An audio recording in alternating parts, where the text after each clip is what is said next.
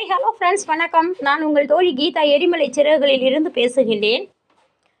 இன்றைக்கி எனக்கு தோண்டிய ஒரு முக்கியமான கருத்தை என்னோடய ஃப்ரெண்ட்ஸ்கிட்ட கலந்துக்கணும்னு தோணுச்சு. இந்த விஷயம் யோசிக்கத்தக்கது.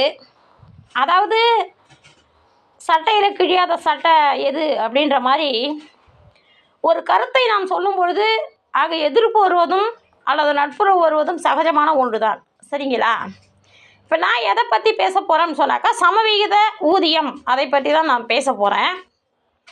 இந்த ஊதியம் அப்படிங்கிறது எல்லா லெவல்லையுமே மாறுபடுது அப்படின்னு நம்ம சொல்லலாம்.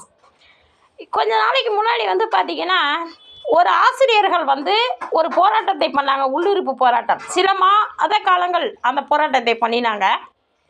என்ன அந்த ஒரு ரீசன், அந்த ஆசிரியர்கள் எதுக்காக போராட்டம் பண்ணினாங்கன்னு சொன்னாக்கா, சென்னையில் கூட பண்ணினாங்க சார். அந்தந்த மாவட்ட ஆட்சியர்கள் அலுவலகத்தில், அந்தந்த கல்வி அலுவலர்கள் அலுவலகத்தில் அந்த போராட்டங்களை பண்ணினாங்க.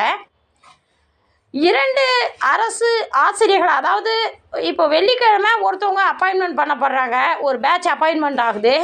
திங்கக்கிழமை ஒரு பேட்ச் அப்பாயின்மெண்ட் ஆகுது. இந்த வெள்ளிக்கிழமை அப்பாயின்மெண்ட் பண்ண பேட்சுக்கும் திங்கக்கிழமை அப்பாயின்மெண்ட் பண்ணுற பேட்சுக்கு 3000 ரூபா கம்மி சம்பளம். சரிங்களா? அப்பாயின்மெண்ட் பேசும்போதே இதை சொல்லிடுறாங்க, உங்களுக்கு இவ்வளோ 3000 ரூபா இதான் உங்களோட ரேஷியோ சம்பளம் அப்படின்னு சொல்லிட்டு. சரின்னு சொல்லிட்டு அதை அப்போதைக்கு உள்ளே போனால் போகிறோம் வேலைக்குன்றதுக்காக அவங்க அதை ஒத்துக்கிறாங்க. ஓகே, ஒத்துக்கிட்டதுக்கப்புறம் 2-3 வருஷம் கழிச்சு வெள்ளிக்கிழமை அப்பாயின்மெண்ட் ஆனவங்களுக்கு 3000 ரூபா கூட, திங்கக்கிழமை அப்பாயின்மெண்ட் ஆன பேட்ச் எங்களுக்கு மட்டும் 2 நாள் வித்தியாசத்தில் எங்களுக்கு ஏன் 3000 ரூபா கம்மின்னு சொல்லி அவங்க உள்ளிருப்பு போராட்டங்கள் பண்ணுறாங்க சார். ஒரு அரசு அதிகாரிகளுக்குள்ளார ஒரு 3000 ரூபாய் சம்பளத்தை அவர்களால் ஏற்றுக்கொள்ள முடியாத அளவிலே அந்த வித்தியாசத்தை அவங்களால ஏற்றுக்க முடியல. போராட்டம் பண்ணுறாங்க. ஒரே உழைப்பு, எங்களுக்கு ஏன் 3000 ரூபாய் கம்மி அப்படின்னு சொல்லிட்டு அவங்க கேள்வி கேட்குறாங்க. அந்த கேள்வி நியாயமானதுன்னு நம்ம வச்சுக்கோங்களேன். சரி, அப்படின்னா நான் ஒரு கேள்வியை எழுப்புகின்றேன். ஒரே படிப்பு, ஒரே ஆடை, அப்புறமா காஸ்டியூம் செலவு ஒன்று தான், உணவு போக்குவரத்து எல்லாமே ஒன்று தான் சார். இப்போ கவர்மெண்ட் ஸ்டாஃபுங்களுக்கு பார்த்திங்கன்னா சம்பளம் டிஏ கொடுக்குறாங்க இல்லையா, ட்ராவல் அலவன்ஸ் கொடுக்குறாங்க. ஆனால் எந்த தனியார் கல்லூரி ட்ராவல் அலவன்ஸ் கொடுக்குது அப்படின்றத நான் உங்கள்கிட்ட கேட்குறேன்.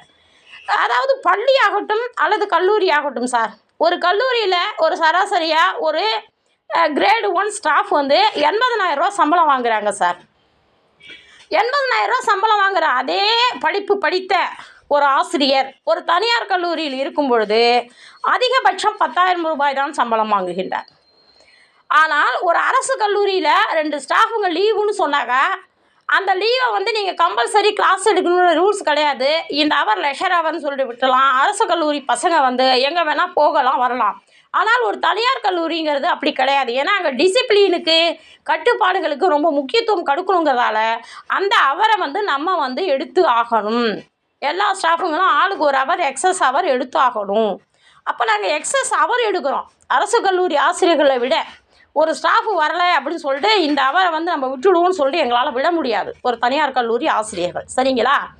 அதே போல் ஒரு அரசு கல்லூரியில் ரிசல்ட் வருதுன்னு சொன்னால், இங்கே ஏன் இந்த ரிசல்ட் இவ்வளோ குறைஞ்சிது அல்லது ஏன் இவ்வளோ மதிப்பெண்கள் கம்மியாக வருது அப்படின்றத கேட்கவும் ஆள் கிடையாது. ஆனால் ஒரு தனியார் கல்லூரி என்பது ஒரு 10 பசங்க ஒரு கிளாஸில் ஒரு சப்ஜெக்டில் சேர்ந்தாப்பில் ஃபெயில் ஆகிட்டாங்கன்னா, அந்த பசங்க அலட்சியத்தில் ஃபெயில் ஆனால் கூட ஆசிரியர்கள் கை கட்டி நிற்க வேண்டும், கண்ணீர் விட வேண்டும்.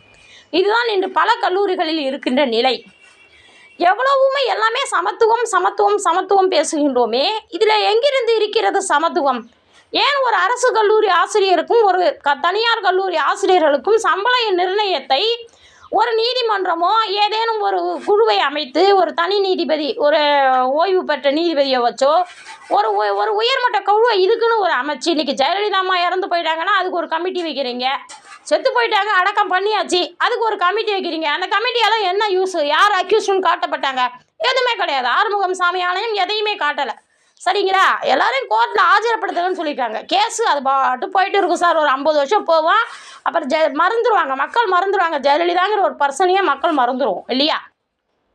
ஏன் இந்த கல்லூரி நிர்வாகங்கள், ஒரு தனியார் கல்லூரி நிர்வாகங்கள் சம்பாதிப்பதற்கு நாங்கள் ஆசிரியர்கள் உழைத்து கொட்டுறோம். இந்த கருத்து ரொம்ப நாளாக என் மனசில் இருந்துச்சு சார், பேசணும்னு நான் நினச்சிக்கிட்டு இருந்தேன். ஆனால் வந்து நேற்று யூடியூப்பில் பிளாக்கி ஸ்டார் சுரேஷ்குமார் வந்து இது பற்றி பேசினார். தனியார் கல்லூரி ஆசிரியர்கள் வந்து அடிமைகள் அப்படின்னு சொல்லிட்டு.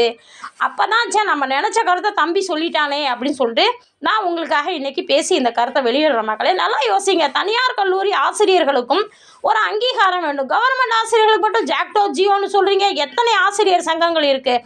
தனியார் கல்லூரி ஆசிரியர் சங்கங்கள் இது வரைக்கும் இது தொடர்பாக ஏதேனும் போராட்டங்கள் பண்ணியிருக்கீங்களா? அவங்களுக்கும் வெக்கமா இல்லையா அடிமைகளாக வாழறதுக்கு?